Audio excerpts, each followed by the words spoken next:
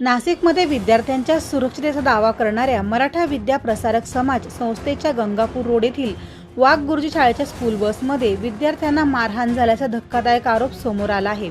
बस वाहकाने काही विद्यार्थी व विद्यार्थिनींना बेदम मारहाण केल्याचा आरोप होत असून या घटनेनंतर संतप्त पालकांनी शाळा प्रशासनाकडे धाव घेत दोषींवर तातडीने कठोर कारवाईची मागणी केली आहे।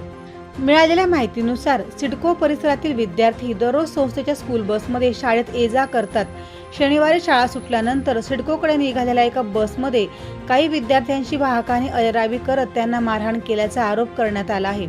विद्यार्थी घरी पोहोचल्यानंतर त्यांनी घडलेला प्रकार पालकांना सांगितल्यानंतर एकच खळबळ उडाली।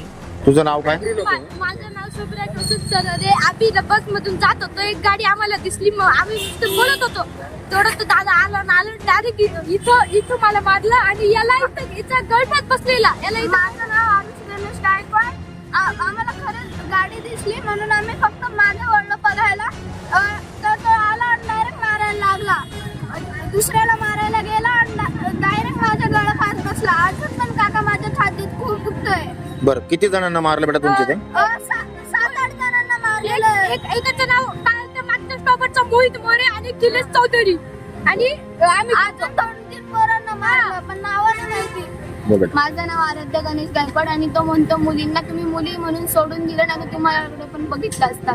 यावेळी बस वाहकाने विद्यार्थ्यांना मारल्याची कबुली IBN न्यूज 7 चॅनलला दिली। काय प्रकार घडला भाऊ? बरं, तू त्याला मारलं ना? तू त्याला मारलं? दोघांना मारलं? नाही, याला मारलं नाही, याला पुण्यात असं होता। बरं, तुला मारण्याचा अधिकार आहे का? तुला मारण्याचा अधिकार आहे का? हे लहान मुलं आहे, तुला मारण्याचा अधिकार आहे का? गाडीत अधिकार कोणी दिला तुला मारायचा? हा, काही नाही, कसं काय कुलचा ड्रायव्हर। घटनेनंतर पालकांनी संतप्त होत शाळा प्रशासनाला जाब विचारला।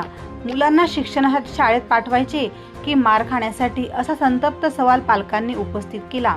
विद्यार्थ्यांच्या सुरक्षिततेची जबाबदारी शाळेची असताना त्यांच्या वाहनातच अशा प्रकारे मारहाण होणे अत्यंत गंभीर असून दोषींना तातडीने निलंबित करून चौकशी करावी, अशी मागणी त्यांनी केली आहे।